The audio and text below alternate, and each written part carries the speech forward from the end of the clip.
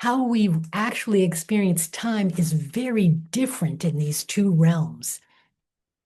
In the material world of Universe 1, we deal with chronological time, measured in minutes, hours, days, and weeks. The word chronological comes from the root chronos, or father time.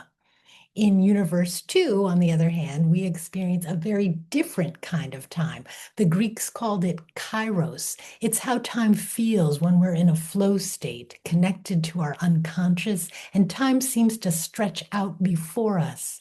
This is why in peak performances, we may have a sense of time itself standing still. Now, as musicians, we'd love to spend as much time as possible here in Universe 2 and not have to deal with the practical aspects of making a living in Universe 1. So most of the musicians I know experience these two dimensions in a kind of constant inner conflict because it seems there's never enough time to deal with both of these. When we're working on our art, we can find ourselves distracted with worries about the practical issues of Universe 1, like making money. And when we're working on the practical issues down here in Universe 1, we resent the time that it takes us away from making our art. The result is that most of us aren't able to focus as well as we'd like on either our creative work or on the practical logistics of making a living.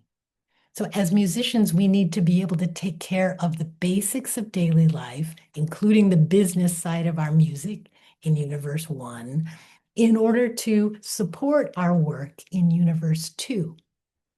The truth is, we need to be able to deal effectively with both universes and to organize our attention and energy so that when we're practicing, composing, or rehearsing, we are fully engaged and not distracted. And likewise, when we're working on the business side of our careers, we need to be able to work creatively without distraction so that we can then get back to doing our artistic work.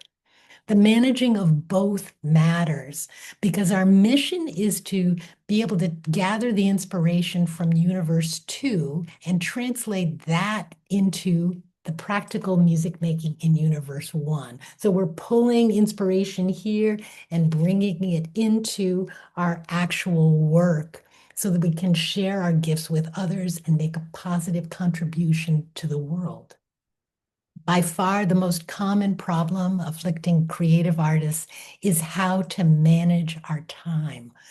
We rebel against planning and scheduling our artistic work, believing that as artists, we need to create only when we're inspired and not be a slave to chronological time.